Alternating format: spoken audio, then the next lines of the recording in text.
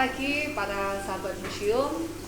Pagi ini kita akan talkshow membahas tentang air.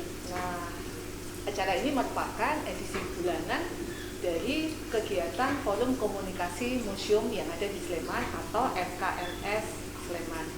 Nah, hari ini kita sedang berada di Museum Air di Jogja Bay, yaitu kawasan wahana yang mengkonservasi agar para masyarakat mengerti tentang bagaimana terjadinya dan pengelolaan tentang air.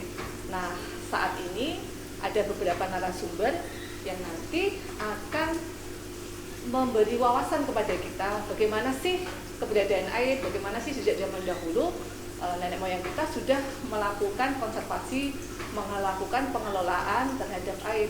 Bagaimana air sebagai sahabat, sebagai sumber kehidupan dalam mewarnai kehidupan umat manusia. Sebelumnya, masih ingat kan gel-gel tentang salam dari dunia permusiuman? Mari kita bersama-sama salam sahabat museum. Museum di hatiku. Oke, sahabat museumania, biar acaranya ini langsung. Terlebih dahulu mari kita saksikan ucapan selamat, ucapan salam dari Kepala Dinas Kebudayaan Kabupaten Sleman. Silahkan kita menikmati. Assalamualaikum warahmatullahi wabarakatuh. Salam budaya. Pada kesempatan yang berbahagia ini, terima kasih kerjasama dengan Forum Komunikasi Museum Kabupaten Sleman yang memiliki sebuah program andalan setiap bulannya, Museumania, yang pada kali ini memiliki atau mengambil sebuah tema berkah air di tahun baru Imlek. Dan saya kira ini juga bekerja sama dengan Museum Air Jogja Bay yang terima kasih sudah menjadikan air sebagai bagian dari museum, sebagai pusat edukasi masyarakat arti pentingnya air. Dan bagi Sleman saya kira yang memiliki simbol Mega Ngampak ini juga punya keterkaitan yang sangat erat dengan air. Karena Mega Ngampak ini yang menjadi benderanya Sleman itu juga punya makna daerah Sleman ini adalah daerah yang kecukupan air, daerah yang menjadi penyedia air di daerah istimewa Yogyakarta ini. Nah, tentunya kita berharap Museum Jogja Bay dan juga Forkom ini bersama-sama bisa memberikan sebuah edukasi kepada masyarakat, karena fungsi dari museum itu salah satunya adalah memberikan edukasi, bukan hanya untuk tempat rekreasi saja, tetapi juga memberikan edukasi tentang air. Dan air ini harus kita jaga bersama karena air ini menjadi sumber kehidupan kita. Apalagi sekali lagi di Sleman yang menjadi secara geografis berada di sisi utara, ini memiliki peran bagaimana untuk bisa menjaga kualitas air karena akan berdampak di kabupaten kota lain di daerah istimewa Yogyakarta. Mudah-mudahan program ini memberikan sebuah pencerahan kepada kita semua, kepada siapapun juga, baik masyarakat di Sleman maupun di luar Sleman, untuk bersama-sama menjaga air, ya. Terutama juga ini kebetulan bersamaan dengan hari Imlek, ya, yang saya kira ini merupakan sebuah momentum untuk mencintai air sebagai bagian dari kehidupan kita.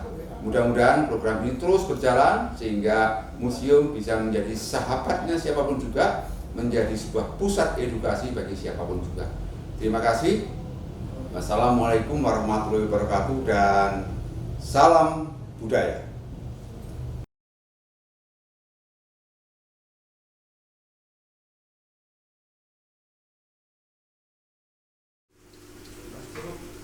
Oke, sudah kan? Nah, acara ini dibawakan ada beberapa narasumber, yaitu Ketua dari Forum Komunikasi Museum yang di Sleman, yaitu Bapak Nanang.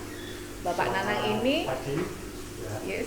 Bapak Nanang ini sehari-harinya sebagai salah satu pengelola di Museum Monumen Jogja Kembali. Selain Pak Nanang, kita sudah kedatangan host kita, yaitu kepala yang kita tempati saat ini, Mas Danu. Mas Danu ini adalah salah satu edukator yang ada di Museum Air Jogja Bay. Selamat siang, selamat pagi Mas Danu. Selamat siang, selamat pagi Mbak Ida. Oke. Selain ada Mas Danu, salah satu narasumber kita yang kompeten, yang sangat mengetahui tentang seluk-beluk dari pemanfaatan air adalah antropolog kita, yaitu Mas Argo Dwi Kromo.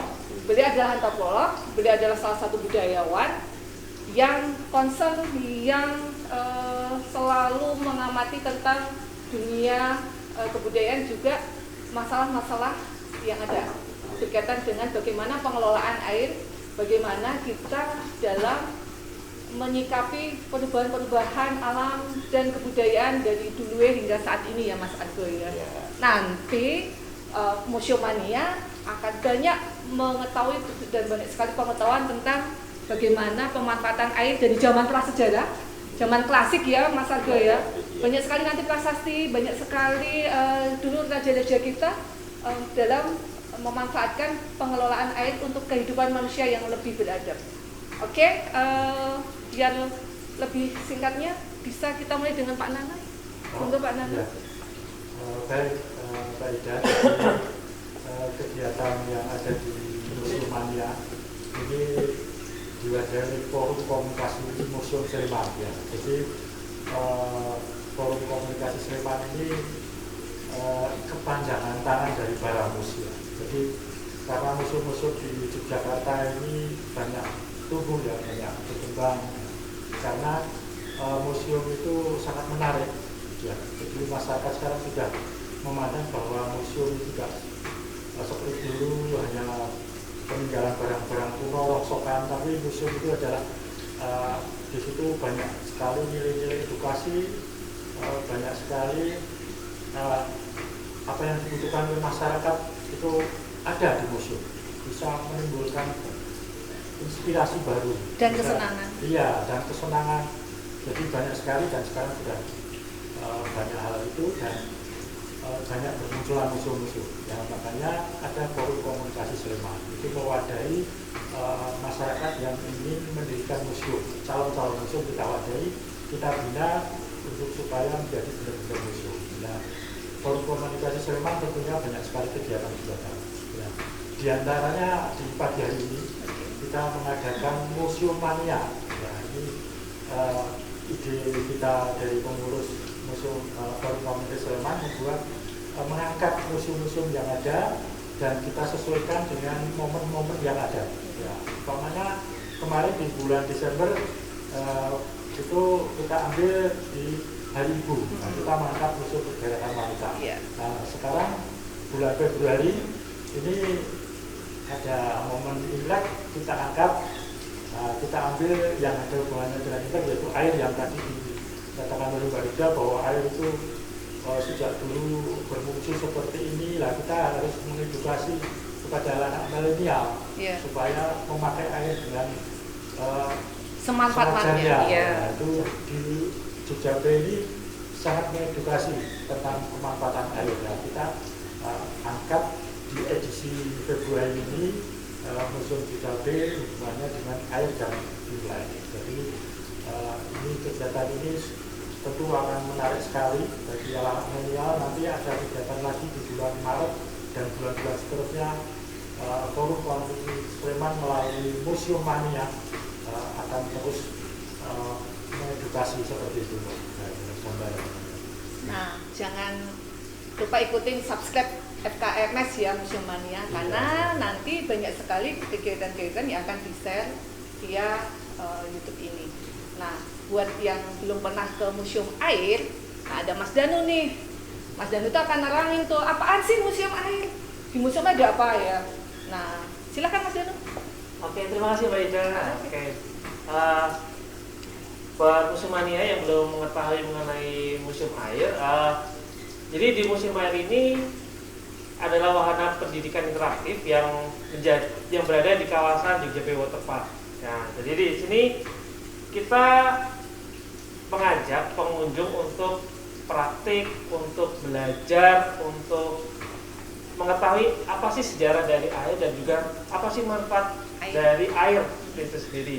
Nah, di Museum Air ini sendiri terdapat 13 scene yang itu nantinya akan mengajak pengunjung untuk lebih mengetahui lebih dalam mengenai air. Dari ada art theater, ada kita akan putarkan film di situ mengenai sejarah air. Dan salah satu yang jadi menarik di sini adalah terdapat sejarah dari Selokan Mataram. Nah, itu berkaitan dengan air juga di Kota Jogja, di Provinsi Yogyakarta. Kemudian terdapat juga rainforest, terdapat juga siklus air, ada yang lain juga, nanti ada lab juga, nanti terakhir ada water explorer. Sekarang kita berada di scene terakhir ini di water explorer. Seperti itu. Nah, untuk lebih jelasnya nanti teman-teman atau yang pengunjung atau mau berkunjung silakan bisa datang ke sini. Oh kan, menarik enggak Museum Mania? Jadi kita akan tahu tuh bagaimana proses terjadinya hujan.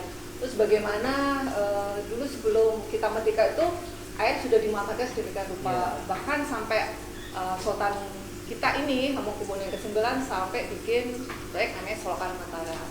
Nah, buat mengetahui lebih dalam nih tentang dunia perairan, dunia perairan ya, nggak dunia anak milenial doang nih. Nah, kita bisa tanya nih sama Mas Argo.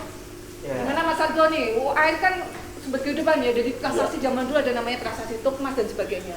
Nah, bagaimana menurut Mas Argo masyarakat kita ini tumbuh berkembangnya dalam pengelolaan air? Oke, terima kasih Mbak Ida. Saya mencoba untuk flashback dulu begitu ya. Iya. Karena yang namanya air itu kan sangat berguna atau sangat penting, tidak hanya bagi tubuh kita, tetapi juga untuk kehidupan dan untuk lingkungan yang luas ini, begitu ya. Artinya sudah leluhur kita itu sebetulnya sudah mengelola air itu, sehingga kan kita hidup sekarang ini tinggal sudah ada ini, tinggal enaknya, tinggal pancet kran. Tapi jangan lupa kalau kita tidak mengelola air itu, walaupun tadi saya katakan itu berguna bagi kehidupan, tetapi juga bisa menimbulkan bencana, begitu, ketika banjir, ketika kemudian gitu ya. Kemudian ada kekurangan air, mungkin daerah-daerah tertentu juga bisa kekurangan air, begitu ya. Kekeringan, ya. Artinya kan air ini memang sangat lekat dengan kehidupan manusia, tidak hanya manusia tapi kehidupan semuanya ini, begitu ya. Semua makhluk hidup ya. Tanpa air ya kita semua itu sudah mati, begitu. Tetapi kan dulu kalau kita lihat, kalau sekarang kan kita tinggal ambil saja. Kalau dulu itu kan kita tuh langsung bagaimana mengelola pemanfaatan dan pengelolaan tuh langsung. Kalau sekarang sudah dibantu dengan entah itu listrik, jadi kayaknya itu kemudian air itu mudah, gitu ya. Udah yang penting sudah tertata kok, untuk makan dan sebagainya, untuk minum tinggal ambil, tinggal beli, begitu. Sudah ada minuman dengan botol dengan air dan sebagainya. Tetapi sebenarnya kalau kita belajar dari nenek moyang kita, mereka itu mengelolanya sedemikian rupa. Ya kalau kita lihat tadi sudah disinggung ya, untuk candi-candi itu pun juga harus dikelola. Kalau tidak dikelola, airnya itu mungkin masuk ke batu-batu candi dan bisa runtuh. Tapi kan ada kayak istilah sekarang itu ada talangnya ya tuh. Namanya jaladola ya. Iya, tapi untuk bahasa sekarang kan sebenarnya talang atau apa untuk supaya air itu terkelola atau tertata begitu, sehingga menetesnya tidak merusak bangunan candi ya. Dan kalau kita lihat di film-film zaman dulu juga kita lihat kalau mandi itu misalnya di sungai begitu, karena kita langsung berhubungan dengan sumber air atau mata air atau apapun, orang menjadi peduli untuk juga merawat entah itu sungai, entah sumber air. Bahkan itu juga kadang ada tradisi untuk merawat sumber air ini. untuk daerah-daerah, kalau kita di daerah di Yogyakarta yang pada umumnya memang kita mungkin air relatif berlimpah ya, mungkin dari aliran daerah ada Gunung Merapi, tetapi untuk daerah-daerah yang tidak tersentuh itu, air itu sangat mahal harganya, bukan mahal harganya atau sangat susah didapat. Sehingga ketika ada sumber air, pasti ada tradisi misalnya bersih kali, begitu ya. Untuk bersih kali itu kan juga bagaimana kita sangat bukan memuja air ya, jangan kemudian kita persepsikan ke sana. Ingat sobat Museumania, bukan memuja air ya. Iya, tetapi mengelola tradisi yang namanya bersih kali itu mengingatkan kita itu untuk kita juga ya sangat menghargai air. Terima kasih pada Sang Pencipta. Kemudian bukan kemudian diwujud, wah kok ini kok ada upacaranya, wah itu memuja. Jauhkan dari itu, begitu ya. Jauhkan dari rasa itu. Ini untuk justru kalau pendidikan zaman dulu itu yang melalui seperti ini, ya. Penghayatan kita, oh air itu ternyata dari sini itu sangat susah, sehingga kita harus juga merawat ini, melestarikan ini, dan kita jangan kemudian seenaknya memanfaatkan air ini, begitu ya. Ini dalam sejarah panjang leluhur kita itu kan relasi kita dengan air itu cukup lekat. Nah sekarang agak terputus sedikit karena kita itu sudah ada istilahnya sarana-sarana yang mempermudah sehingga kita lupa pada sumber utamanya, entah itu mata air, entah itu sumur, entah itu sungai ataupun mungkin sumber-sumber air yang atau air hujan. Hujan aja kita berterima kasih kok. Ya kalau hubungannya dengan Imlek kan kita ada hujan itu pasti ada rezeki karena hujan yang jatuh, kalau untuk konteks di Nusantara yang jatuh itu kan fertility atau kesuburan. Wah itu sangat disyukuri karena tanah-tanah juga menjadi subur. Tetapi kan kita sekarang sudah agak melupakan itu. Karena kita tuh beras atau tanaman itu ya tinggal beli di pasar, jadi supermarket. Supermarket barangkali kita lebih menghargai supermarket itu. Tetapi jangan lupa akar dari semua makanan dan yang kita beli itu sebetulnya ada sumbernya, ada akarnya yang terus kita pedulikan. Nah, coba bisa kita lihat ya, ketika dulu ya sebelum generasi sekarang ini yang namanya sungai itu dirawat loh, atau ada bendungan, walaupun bendungannya itu sederhana, bukan dalam bentuk dam begitu, hanya kayu-kayu kemudian diairkan ke persawahan, tetapi untuk sungai itu dirawat. Sekarang banyak sungai yang ditinggalkan, karena kita tinggal nyalakan keran atau air pump. Yang air pump itu mungkin ambil dari sumber air mana, bisa juga dari sungai yang kemudian diolah melalui proses tertentu menjadi kita, sehingga kita kemudian tidak menghargai air. Hujan pun kita kadang justru kita marah-marah kenapa hujan, padahal itu adalah anugerah dari Yang Kuasa pada kehidupan ini. Kita bersyukur sebetulnya, karena kalau tidak ada hujan ya mungkin sumur-sumur akan kering dan sumber air juga akan kering, sungai-sungai juga mungkin sedikit untuk pengairan persawahan itu juga agak berkurang. Inilah sebetulnya bagi kita mungkin generasi sekarang, sekali lagi ya, kalau saya ya yuk kita berusaha bahwa sumber-sumber air atau mata air atau apapun atau air hujan itu perlu kita rawat, kita kelola supaya bisa bermanfaat. Kalau salah kelola ya datangnya banjir, air bah dan sebagainya. Sehingga kita pun kalau di daerah-daerah tertentu, walaupun kita misalnya ya nginep di hotel, biasanya pikiran kita sudah bayar kok, keran mau mengucur ketika kita tinggalkan sampai meluap ya nggak masalah. Tetapi jangan lupa ya bahwa air itu diambil untuk bersama sebetulnya yang tumpah keluar itu bisa untuk sesama kita.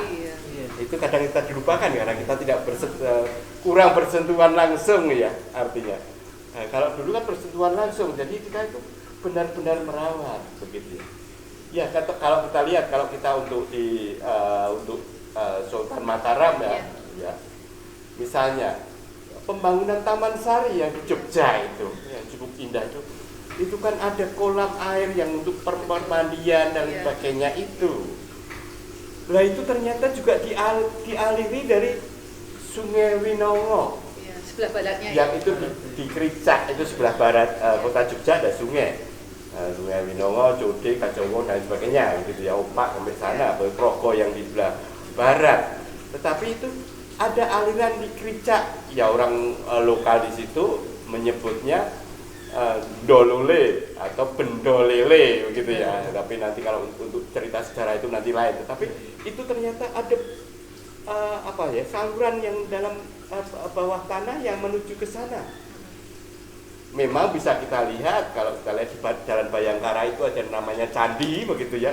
Itu air yang menyentar untuk mandi masyarakat sekitar itu sebenarnya dari air sungai itu begitu ya. Itu. Air sungai sobat mandi. Tapi sebenarnya ketika dikelola itu juga bisa kemudian istilahnya menjadi tempat mandi ya, permandian atau mencukupi yang ada di Taman Sari ini. Ini bukti pengelolaan. Termasuk tadi yang sudah disebutkan adalah selokan Mataram yang dialirkan dari Sungai Brogo untuk pertanian.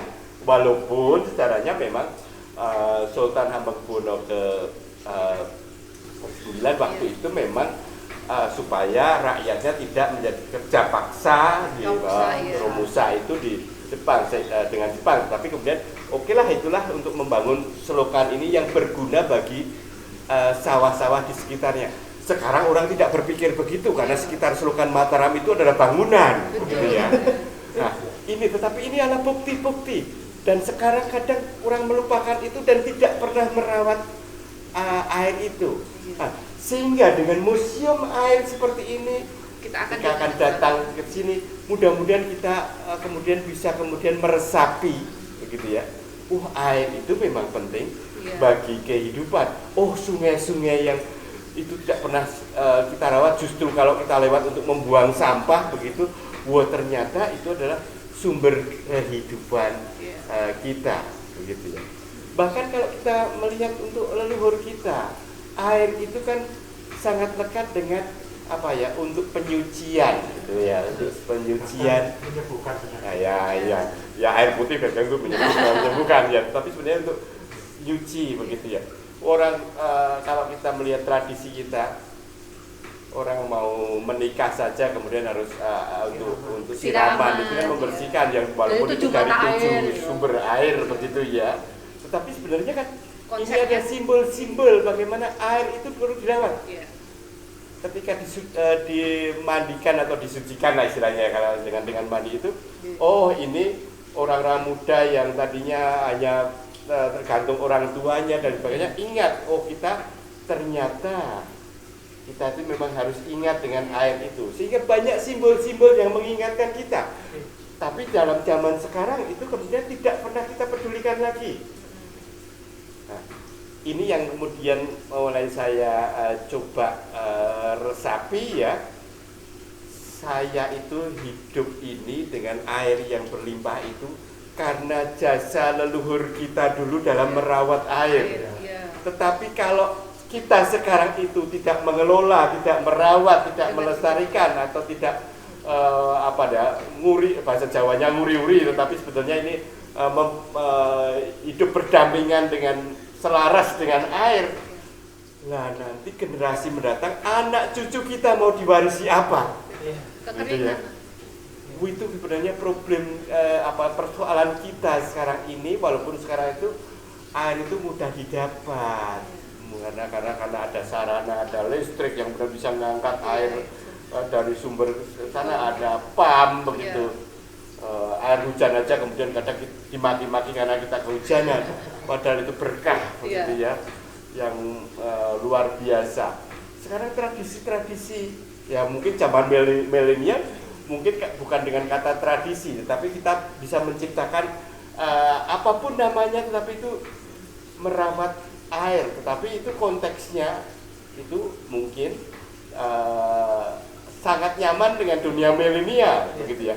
Artinya perawatan pengelolaan air ini yang dulu diwariskan oleh nenek moyang itu ya, perawatannya itu bagaimana kita transformasikan dalam kondisi yang sekarang, sehingga kita itu kemudian tetap kita menjaga, melestarikan, merawat, dan istilahnya nguri-uri atau berhubungan baik dengan air, karena air itu adalah kebutuhan dasar dari tubuh kita dan kehidupan ini.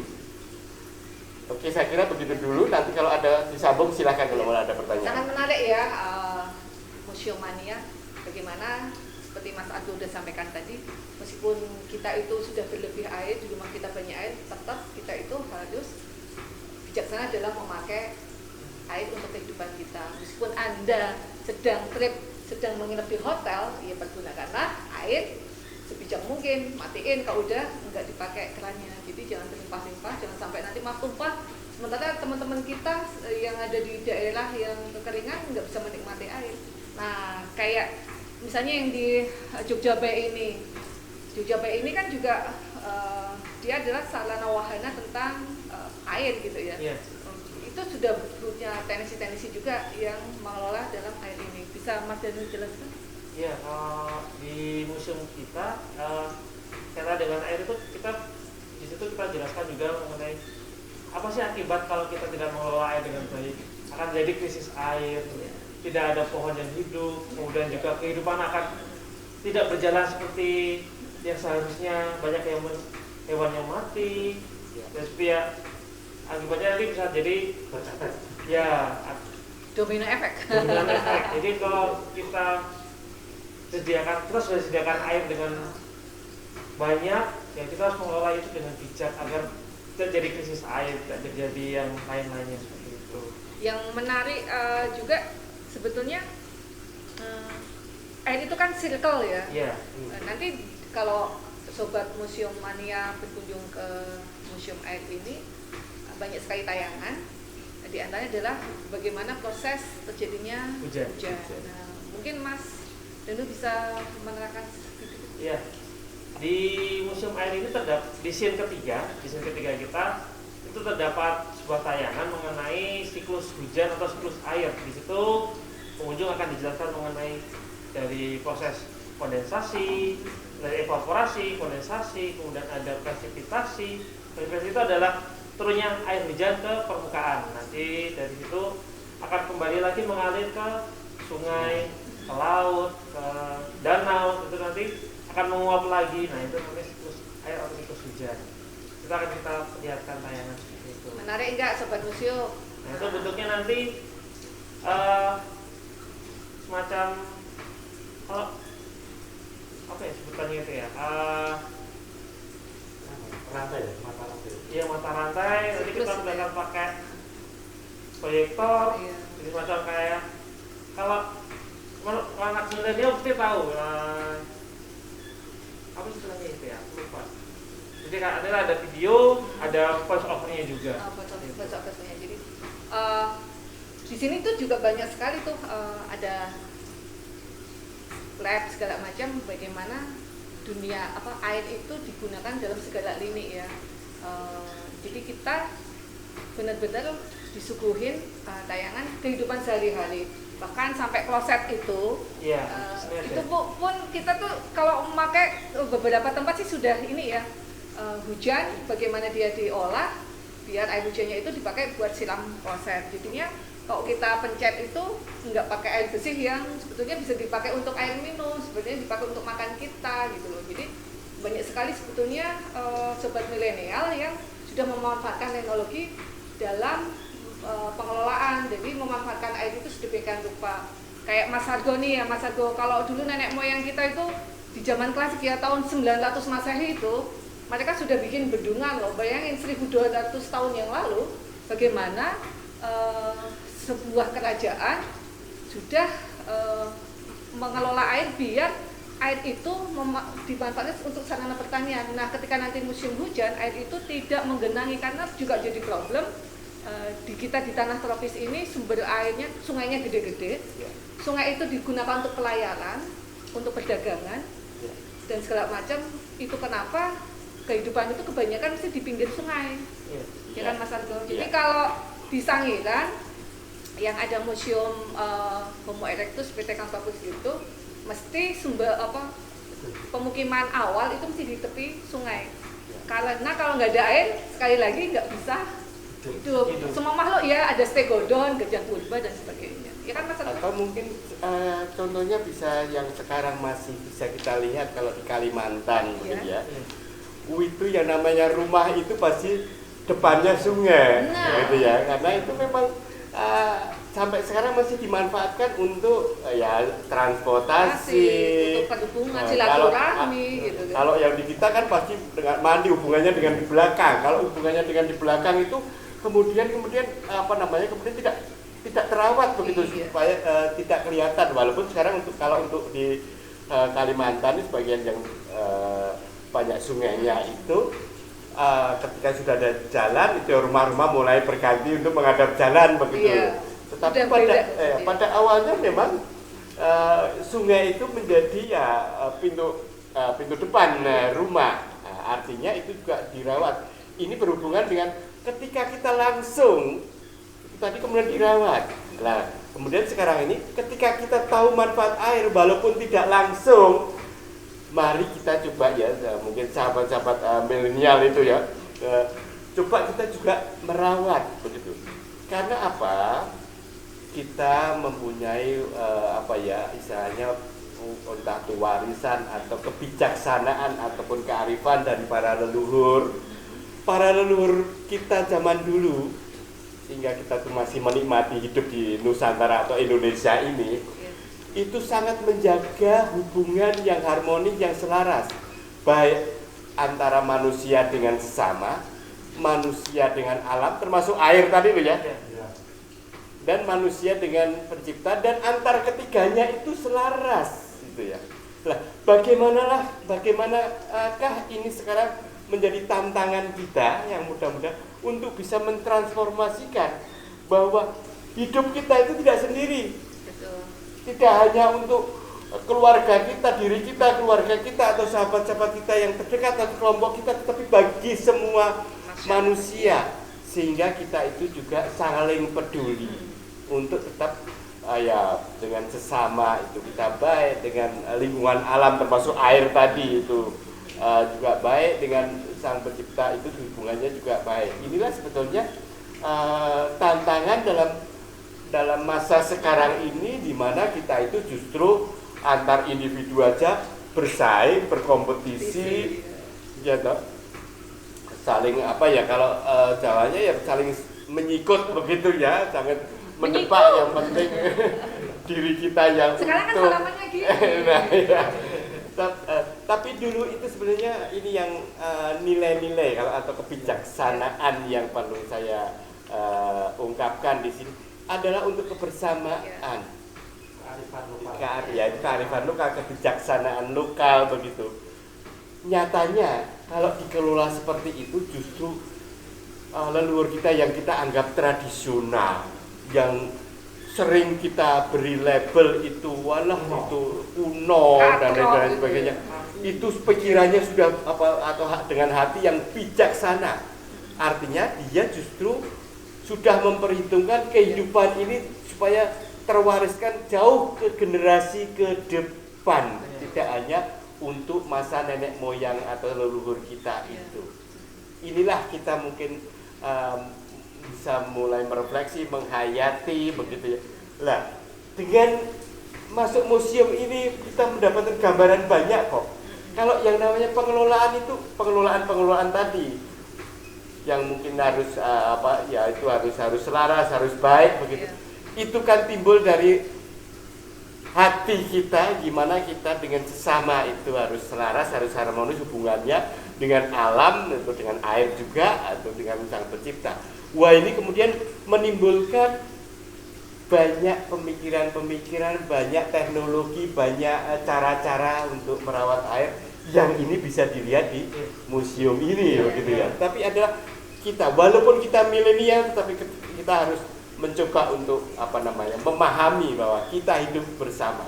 Kira-kira begitu saja. Oke, Museum Mania.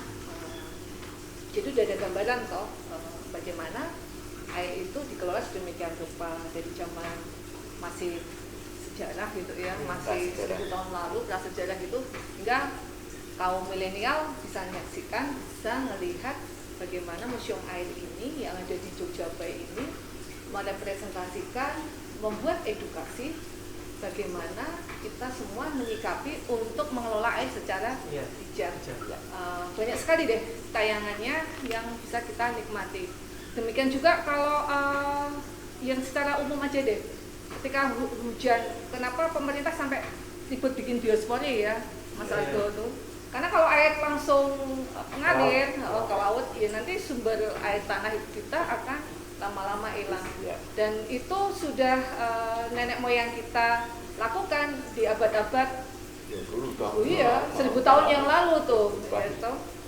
Sampai seperti tadi diomongin sama Mas Argon ya, kalau bangunan candi itu sudah ada talang. Talang itu pipa air ya, sobat museum. Gitu. Nah, itu sudah dari batu juga pipa airnya, dan itu sudah diukir sedemikian rupa. Kalau anak arkeolog akan ngomongnya itu adalah jala duara ya, Mas Argo.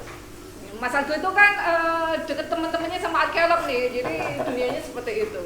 Nah, dari zaman itu nanti ketika Indonesia sudah hampir mau merdeka zaman Jepang, sampai seorang ngaso dalam yaitu pimpinan Jogja, Raja Jogja, Sultan Hamengkubuwono ke-9 yang sangat bijaksana seperti itu, bikin kebijaksanaan bagaimana memanfaatkan air agar rakyat Jogja tidak diambil tentara militer Jepang, tidak kena wajib Romusa.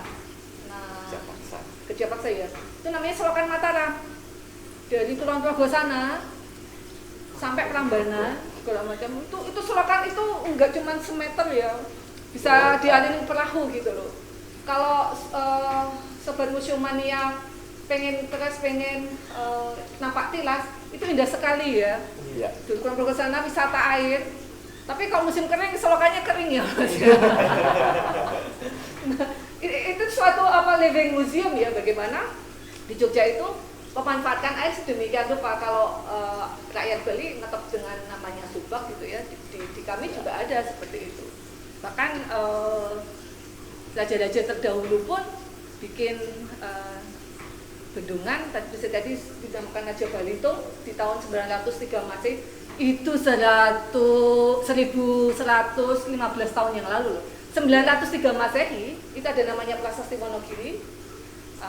Seorang raja Maharaja namanya Balitung membuat bendungan namanya Paparahuan, itu daerah sekitar Pacitan kalau nggak salah, Paparahuan itu. Jadi itu ada namanya tambangan. Jadi orang kalau nyebrang dari satu daerah ke daerah itu ada profesi namanya penambang gitu ya. Jadi dulu daerah kan susah, jadi pakai media sungai. Jadi sungai itu merupakan kebudayaan besar. Jadi orang-orang yang mendiami sungai itu memanfaatkan sungai sedemikian rupa.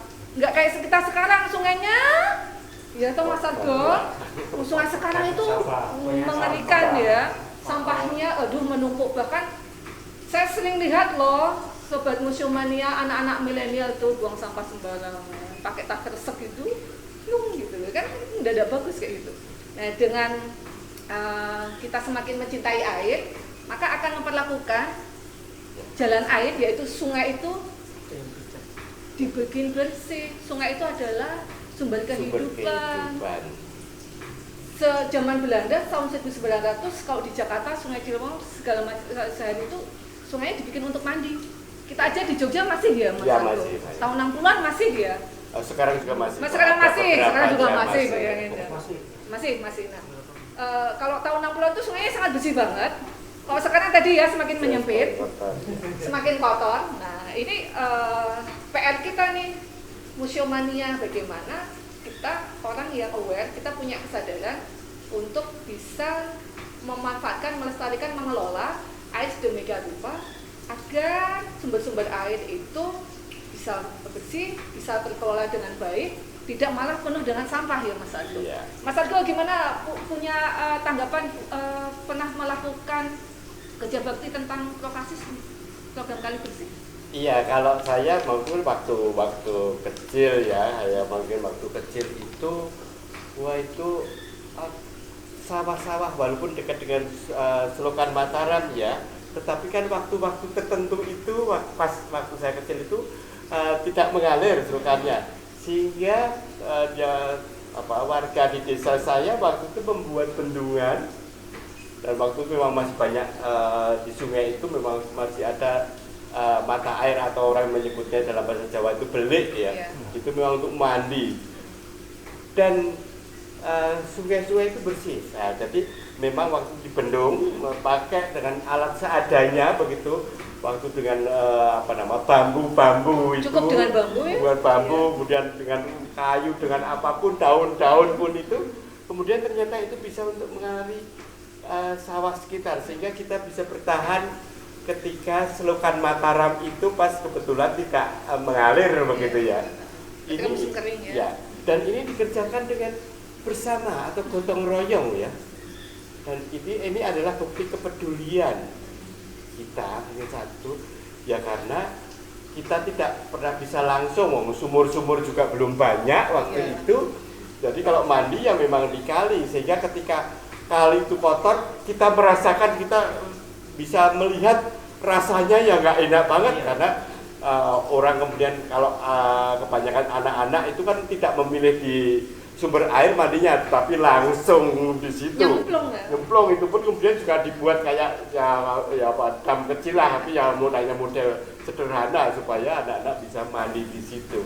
Nah, ini walaupun hanya mandi di situ, walaupun hanya membuat bendungan kecil begitu ya, untuk yang sederhana, itu sebetulnya kalau saya pendidikan bahwa air itu ternyata perlu dikelola seperti ini. Mungkin waktu itu belum ada museum air seperti ini begitu ya, sehingga pendidikan seperti ini. Nah sekarang kan susah, karena orang mau main anak-anak kita mau main ke sungai aja pasti dilarang oleh orang tuanya loh. Selain sungainya juga sudah banyak semaknya, sudah dan lain sebagainya. Sehingga dengan adanya museum air begini ya, mudah-mudahan kita mulailah kita menghargai yang air ini, dan kita yang saya harapkan itu bisa berkreasi dengan cara sahabat museum milenial ini ya, itu dengan cara kreativitas kita, atau istilah saya tadi adalah transformasi. Dalam konteks sekarang bagaimana sih kita walaupun kita nampaknya mudah begitu, tapi ternyata kita perlu sumber-sumber utama itu tetap kita rawat dengan hati, gitu, Mbak Ida. Nah, kuncinya itu ada, kalau bahasa Jawa bilang handarbeni. Jadi kita tuh harus punya sifat memiliki, meskipun kita tidak memakai semua. Jadi kita harus punya awareness, kita punya kesadaran air itu milik masyarakat, milik semua, nggak hanya manusia loh. Karena semua makhluk hidup itu perlu air, ada pohon, ada hewan dan sebagainya, itu butuh air. Dan kalau kekeringan ya sama sekali nggak bisa ngapa-ngapain, bahkan mereka akan mati, pudar, punah kayak gitu. Nah, Sobat Museum Mania, dengan tayangan kita kali ini semoga kita semakin sadar tentang pemanfaatan air sedemikian rupa. Mas Danu, ayo nambahin lagi. Ya, semoga kita bisa semakin bijak menggunakan air. Semakin, kalau kita udah punya rasa memiliki itu kan kita pasti sayang ya, sayang dengan air. Jadi harapannya adalah anak-anak muda sekarang semakin bisa memahami mengenai air, semakin sayang dengan air, semakin bisa mengelola dengan baik agar tidak terjadi krisis air seperti itu. Karena sayang ini pengennya kan disayang terus. Nah, pengennya dekat ya? Ya, pengennya miliki gitu. Itu Pak Nanang. Oh ya, kalau saya terhadap anak-anak milenial sekarang berusaha untuk tidak mengambil air dan bagaimana untuk menjaga merawat air. Banyak sekali edukasi yang ditampilkan oleh Museum Jati ini, cara merawat, dan cara melindungi air. Jadi kalau saya punya ide yang sekarang pun alat menyair sudah banyak yang buat ide itu. Jadi kalau sungai-sungai yang kecil di dekat kampungnya itu dikelola oleh pemuda. Jadi pemuda itu mengawasi sungai itu. Itu kalau yang mengawasi pemuda itu akan melanggar takut. Jadi umpamanya di sebuah kampung dekat sungai ya yang merawat itu anak-anak muda itu. Artinya orang kampung sendiri mau buang sampah itu diawasi oleh pemuda itu dan dikelola air itu. Karena di situ juga kalau dikelola bisa bermanfaat. Umpama tadi yang dikatakan oleh Mas Argo tadi ada belik-belik. Kalau air itu sekarang sudah bersih, dirawat dari hulu sampai hilirnya dirawat bersih, bisa dimanfaatkan seperti dulu. Dan itu sangat nilai bisnisnya juga ada. Kalau indah bisa jadi tempat wisata. Kalau jadi bikin belik-belik atau bendungan itu jadi kolam air. Jadi kalau mau berenang tidak usah ke kolam renang ya harus bayar ya, tapi bisa ke kolam itu. Seperti saya dulu renang latihannya tidak di kolam renang, tapi di sungai langsung sama teman-teman latihan di sungai itu dan diajari oleh temannya sendiri yang bisa renang. Nah itulah nilai-nilai seperti itu coba kita kembalikan. Ya, jadi sekali lagi untuk merawat sungai itu bisa menggerakkan anak-anak milenial sekarang. Manfaatkan sungai itu diawasi, dijaga, kemudian nanti kalau sudah dijaga bisa dimanfaatkan seperti yang saya sampaikan tadi. Kalau belum tahu caranya bisa datang ke Museum Jogja Air. Museum Air Jogja. Museum Jogja Air itu ya. Ini ada Mas edukator ini pasti tahu bagaimana cara merawat sungai yang bisa dimanfaatkan. Begitu. Mas Argo, terkait tadi masih ada ini loh. Pas memanfaatkan Taman Sari, karena Taman Sari bukan hanya kolam loh Mas Argo. Iya. Nanti di situ banyak sekali taman bunga, rempah-rempah, kebun sayur milik raja. Ya. Mas Argo bisa nerangin sebentar? Iya, cuma secara umum aja Iya, sih iya. kalau saya ya, karena kalau tadi saya menceritakan bahwa itu tentang bagaimana pengelolaan air pengelolaan itu air. sampai itu, dan itu juga tidak hanya bagaimana kita memanfaatkan air itu, tapi juga pengelolaannya, karena pembuangannya itu Ya. juga ada saluran tersendiri ya. Jadi memang kalau hanya memanfaatkan itu artinya kita tidak pernah mengelola bagaimana cara istilah membuangnya, atau itu ya itu hanya namanya adalah mengatasi masalah tapi menciptakan masalah pada orang lain, karena sekarang itu kan lebih ke individu yang kebersamaannya itu yang kita bangun ya, karena kita hidup itu bersama-sama begitu Betul, ya. Mas Argo. Dan juga banyak pohon-pohon juga yang di sana dikelola. Artinya kemudian sebetulnya itu kan kalau orang sekarang kalau ke Taman Sari itu kan hanya mengagumi keindahan zaman dulu begitu. Tapi sebetulnya itu adalah ya edukasi juga, atau kalau orang dulu itu lebih ke penghayatan, atau sekarang itu nama kerennya refleksi begitu.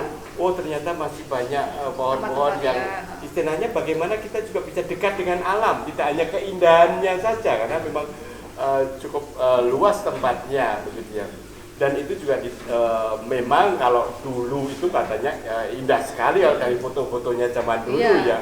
Kalau sekarang kan juga wah ini banyak perkampungan, oke lah itu susah dikelola. Tapi sebetulnya kita tidak ambil perkampungan yang mepet-mepet itu, tapi wah ini ternyata zaman dulu itu kita sudah ada zaman pertama ya itu ya untuk Taman Sari itu bagaimana pengelolaan yang kalau saya lebih mengatakan adalah pengelolaan yang selaras dan tidak hanya mementingkan keraton saja ya waktu itu, karena ternyata dari saluran itu di tempat ini masih ada kayak pemandian bukan pemandian, karena itu ada saluran yang terus memancar terus dan digunakan untuk mandi masyarakat setempat. Makanya untuk di daerah pusatnya sendiri itu kan kalau ya ada di daerah Krincak sendiri itu juga dibangun pemandian, walaupun itu belakangan lebih dulu yang ada di Jalan Bayangkara itu begitu ya. Tapi ini adalah sebetulnya di balik itu ada nilai-nilai ada kebijaksanaan yang mungkin diambil oleh Sultan waktu itu. Kalau sekarang orang berkuasa pun kita bisa semena-mena, tapi ternyata juga bisa membagi kok waktu dengan masyarakat, tetap memperhatikan. Dan kemudian tidak dibuang menjadi banjir di daerah Taman Sari, tapi juga dialirkan kembali untuk dibuang ke sungai yang lain begitu ya. Ini adalah cara pengelolaan. Tadi sebetulnya sudah saya jelaskan ketika kita mandi dengan seenaknya, ya misalnya kalau sekarang eksploitasi asal sudah bayar sudah titik itu. Tetapi eksploitasi itu tetap kita memperhitungkan sesama. Ingat ya tadi saya sahabat museum yang milenial ya, saya sudah mengatakan kita itu diwarisi kehidupan yang harmonis, karena harmonisnya itu tidak hanya dengan sesama manusia, tetapi juga dengan alam dan dengan Sang Pencipta. Sehingga eksploitasi itu kalau orang dulu karena berpikirnya adalah untuk kehidupan bersama, pasti berpikir bisa 1000 kali lipat begitu, tidak hanya 2-3 kali lipat. Kalau sekarang kan yang penting saya sudah bayar, sudah itu yang penting ya sudah. Bahkan kalau dulu sudah berpikir yang orang kita anggap kuno dan orang tradisional itu, mereka justru berpikir untuk kehidupan yang jangka panjang. Untuk sekarang coba bayangkan, kita sudah berapa ribu tahun ini hidup ini, tetapi kita masih ada. Kalau dulu itu nenek moyang kita gegabah atau seperti sekarang ini seenaknya,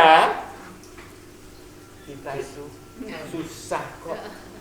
Mau makan aja bingung karena nggak ada air, atau kita juga mau ngapain juga bingung, tidak. Atau keindahan yang ada di Nusantara ini mungkin sudah tidak ada, karena kita berpikir wah negeri kita tuh indah ya karena dulu dirawat, karena mereka memperhitungkan jangka panjang. Dan itu tadi rohnya ada relasi yang selaras, harmonis. Kali lagi saya ulang-ulang ini ya, karena itu penting dengan antar manusia, alam dan Sang Pencipta dan ketiganya, supaya kebijaksanaan ini itu bisa nanti ditransformasikan dalam wujud apa ya dalam masa milenial ini. Itu yang penting, karena itu justru jarang kita pikirkan. Sekarang pikirnya adalah kita dapat ada wujud yang mentereng, gagah, selfie begini sudah beres begitu ya, indah. Tapi di balik itu, misalnya kalau kita bisa menemukan di balik selfie itu ada kebijaksanaan yang untuk kehidupan bersama ini. Nah itu hanya contoh, saya hanya ngomong yang sembarang aja untuk selfie ya. Jadi ini hanya contoh aja. Ketika kita ada wujud itu, tetapi di balik itu sebetulnya menyimpan kebijaksanaan, menyimpan kearifan, dan itu untuk bersama. Wah itu yuk kita mencoba untuk kita transformasikan dan kita create lah, kita ciptakan begitulah. Itu kira-kira Mbak Ida. Menarik sekali ya, Sobat Museum Mania, perbincangan kita tentang air. Bagaimana air itu dari dulu adalah sumber kehidupan. Manusia prasejarah yang elektro sampai nanti abad klasik yang banyak candi-candi itu, hingga nanti masa kolonial, sampai kemudian kita udah merdeka kayak gini. Air itu benar-benar dikelola, dimanfaatkan sedemikian rupa, jangan sampai bikin masalah. Jangan cuma mengeksplorasi aja, tapi juga membuat solusi agar air itu berkesinambungan hingga jangka panjang, hingga kita sampai kini bisa menikmati. Karena dulu nenek moyang kita sudah mengelolanya sedemikian rupa, sampai ada bikin prasasti, sampai dibikin peraturan, sampai segala. Karena raja itu menuangkan peraturannya via prasasti ya, Sobat Museum Mania. Nah kalau mau pengen tahu banget tentang air, bisa datang ke Museum Air di kawasan di dalam Jogja Bay Water Park ini. Nah untuk kali ini kami terima kasih sekali kepada para narasumber. Ada Pak Nanang dari Museum Monjali sebagai Ketua Forum Komunikasi Museum Sleman. Ada Mas Danu yang sudah menjadi narasumber di Museum Air Jogja Bay ini. Juga Mas Argo Twi Kromo, seorang antropolog dan budayawan yang selalu mengkonservasi air dari kecilnya, karena hidup di lingkungan air yang sudah sedemikian sahabat gitu ya. Tahu Sobat Museum tentang belik itu ya, nanti nggak tahu nih anak milenial nanti buka Google-nya belik itu apa ya. Jadi belik itu adalah mata air. Jadi zaman dulu mereka sudah mengelola sudah mengkonservasi mata air yang digunakan untuk baik sarana mandi maupun kebutuhan air bersih. Terima kasih untuk kali ini tayangan FKMS, yaitu Forum Komunikasi Museum Sleman tentang air yang berlangsung di Museum Air Jogja Bay. Teman-teman museumania bisa datang ke museum tersebut, nanti bisa lihat keberitaannya, bukanya kapan, jam berapa. Di Museum Sleman ini nggak hanya ada Museum Jogja Bay, ada Museum Monjali, ada Museum Wonostalu, ada Museum Pendidikan, ada Museum Apandi, ada Museum MPI, Museum Pendidikan, ada Museum tentang Kegunung Apian, ada namanya MGM, ada Museum tentang Gempa, yaitu ada di Kalurang, Museum Profesor Sarmidi, ada juga Museum Mini Sisa Hartaku, yaitu koleksi yang terdampak dari letusan Merapi 2010, juga ada Museum Kesaktian Pancasila, karena peristiwa 65 juga terjadi di kota Jogja, di daerah Kendongan sana. Banyak sekali. Kalau museum mania pengen tahu tentang museum-museum yang ada di Sleman, selalu follow dan subscribe FKMS. Banyak sekali nanti tayangan-tayangan yang akan kami lakukan, yang akan kami buat untuk edukasi para museum mania. Tetap selalu semangat di musim pandemi ini, jaga selalu imun, tetap bahagia. Salam sahabat museum. Museum di hatiku.